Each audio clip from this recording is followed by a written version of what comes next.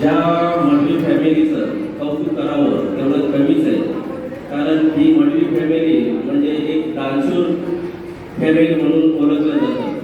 त्याच्या अगोदर देखील आपण बघितलं असेल की राजेंद्र मडवी साहेबांनी ज्या वेळेपासून या रानाळ गावात राजकारणात पाऊल टाकलं त्या दिवसापासूनच म्हणजे आज जवळजवळ 25 वर्ष पूर्ण झाली या रानाळ ग्रामपंचायतीवर त्यांचं वर्चस्व आहे.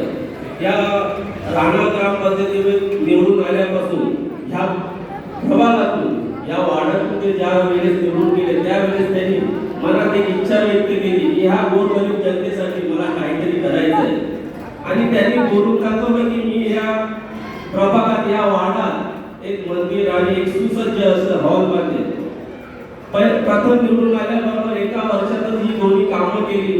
परंतु त्यांचं काही समाधान झालं नाही. कारण ते जे जुनं मंगल भवन होतं ते 15 शेडचं होतं. परंतु चांगल्या स्थितीत असताना देखील त्यांचं मन काय भरलं नाही.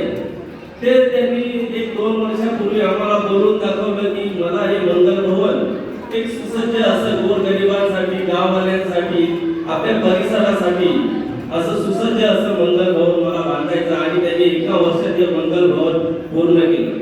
ह्या मंगल भवनाबरोबर या मडवी फॅमिलीने त्यांचे की त्यांनी शिक्षण क्षेत्रात देखील एक कॉलेजसाठी 1.25 करोडाची देणगी पुष्पलता मडवी यांच्या माध्यमातून एक काल्हेर विद्यालयाला देखील दिलेली आहे.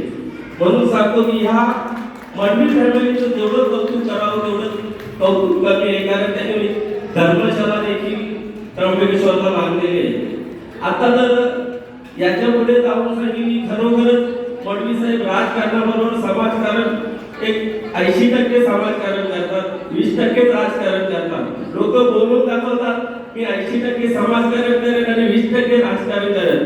परंतु राजेंद्र मडवी साहेबांच्या बाबतीत सांगायचं झालं तर ते खरोखरच 80% समाजकारण करतात.